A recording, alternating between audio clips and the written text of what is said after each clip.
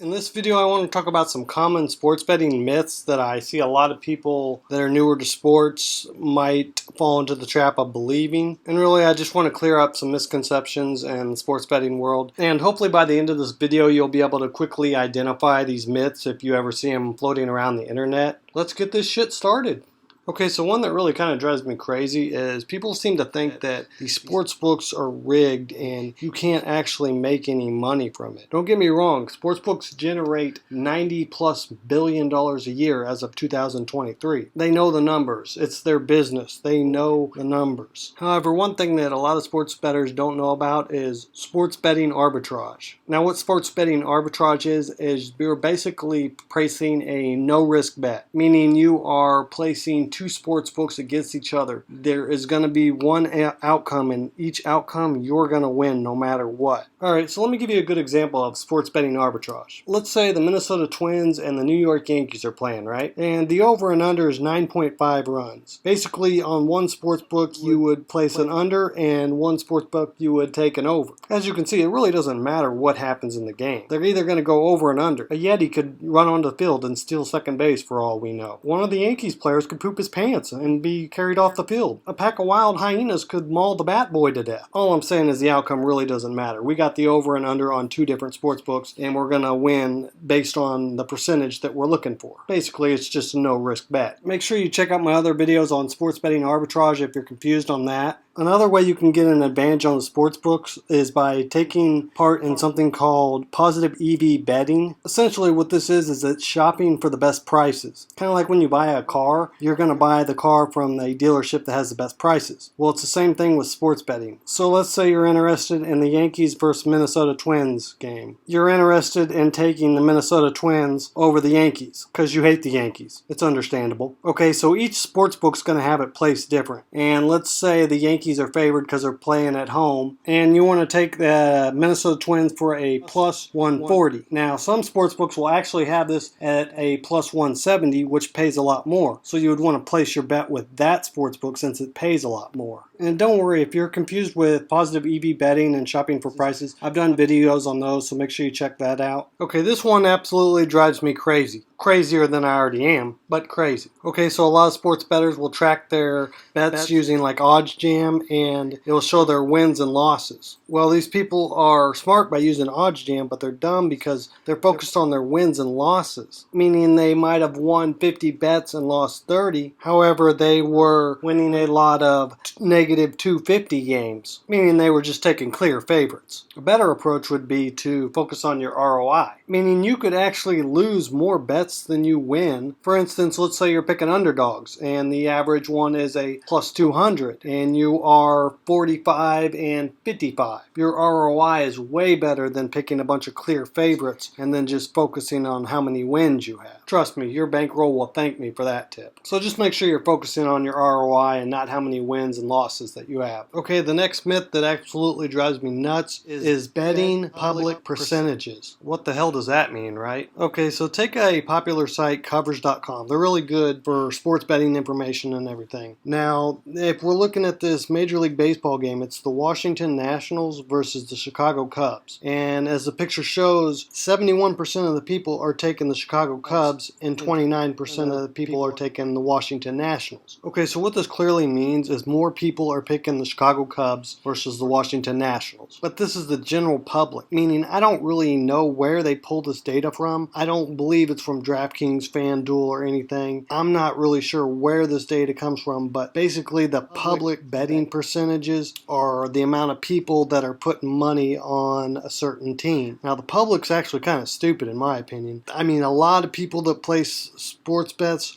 aren't the most logical bettors. Lines don't move in sports betting because the public has put a lot of money on them. The lines will move because some big dog puts on $50,000 on a game. So when you're researching for games that you're interested in, don't pay attention to public betting percentages at all. It doesn't mean anything. If you follow public betting percentages, you're like a sheep following each other off the cliff. Once the sheep follow each other off a cliff, a coyote usually rips their nuts off. Nobody wants that. Now, I did pull some public betting percentages on the NFL. For instance, in the 2022-23 season, it was 122 and 149 and 8. Again, you're not going to make any money going on public betting percentages. In fact, if you would have went with that and that's all you did, you would have lost money. Now, the same thing goes with the 2021-2022 season. It was 140 and 137 and 4. Again, you're not going to make any money. There's nothing substantial there where you're actually going to make any money. Now, the same thing can be said about the NBA. The public betting percentage was 581 and 591 and 34. As you can see, there's nothing really there. If you would have, that's all you would have done is gone with the public betting percentages, you wouldn't have made any money at all. In fact, you would have lost money. All I'm trying to say is going off the public betting percentages is really stupid. Stupider than this guy I used to work with named Greg. The dude drove a Zamboni to work. He used to say, yes, yes, yes, I agree all the time. Plus, he wore a Harley Davidson jacket. He was a punk. I'm pretty sure some of the Carolina Panthers cheerleaders are tougher than him. I mean, have you seen them? Some of them have no teeth. Greg, if you're watching this, I'm sorry. But really, I'm not. Okay, so the next myth is playing on injuries. Oh God, I pulled a hamstring.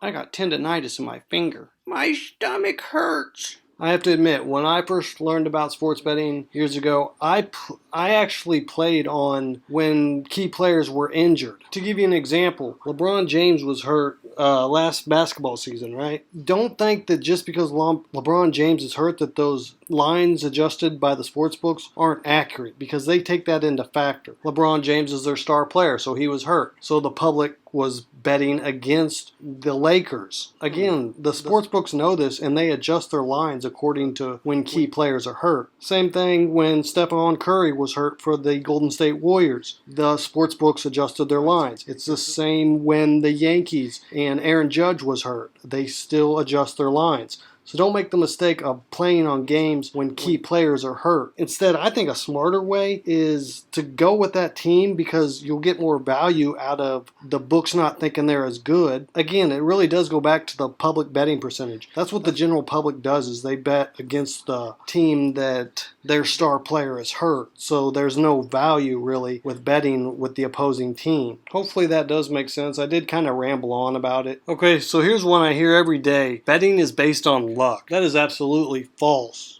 Seriously, that is wrong in so many different ways. If you ever talk to like a professional sports bettor and you told him like, well, you're just getting lucky, he would look at you like, are you a dumbass or something? Like, the decisions that they make to bet on games is not based on luck. It's based on research. It's by studying lines, by studying numbers, by finding discrepancies in sports books and then acting on that. Now, don't get me wrong, there have been games where, say, the Kansas City Chiefs were beating the Indianapolis Colts in the playoffs game by, I think, 28 points, and then Indianapolis came back. That's kind of luck, but I mean, you can't say that sports betting is based on luck. Andrew Luck was the quarterback, though. So just remember, sports betting is not based on luck. Sports bettors don't make decisions just like, oh, I'm feeling lucky tonight. It's based on research and tools and stuff that they're using. Okay, this one absolutely drives me crazy, but believing like fake gurus or these fake high rollers. Now, I'm not going to name any names, but I'm sure you know what I'm talking about. These guys that are just over the top. They got Bentleys, they got yachts, they got girls like no other. They're swimming in their cash. They got 6 Ferraris, 8 Porsches, a bicycle dipped in gold. One of their balls is actually made out of diamonds. Basically, it's just over the top. And then they might sell you like a pick package for $100, $1,000, whatever the case may be. They'll make claims that, you know, they win 70 to 80% or even 90% of their bets, which is the biggest red flag you'll ever see. In fact, professional sports bettors win 53 to 60% of their bets. Now, don't get me wrong, there are times when they get really hot and they're hitting like 70% and everything, but they are going to have cold streaks, and it's going to average out to around 53 to 60%. But if you see anything over the top of like guaranteed 80% results for every bet they make, that's complete bull crap. Just remember, the more somebody like flauns all their money, they're probably not anything special. They're just really a con artist. Don't get me wrong, I do love love this industry. There are a lot of people that have helped me that are legit and they actually know what they're talking about. But there are douchebags that do act like they have millions and millions of dollars when they don't. According to ZipRecruiter, the average professional sports bettor makes $50,000 a year. There are some guys that make substantially more, and there's also some that just make less than $50,000. They might have another job, a job that they might hate, like a custodian job, working at a warehouse, selling vacuum cleaners, or maybe they have a business that they're working on and the sports betting is kind of like their side income too. All I'm saying is just don't believe these over-the-top high rollers that just want your money and they want you to sign up for a $2,000 a year package.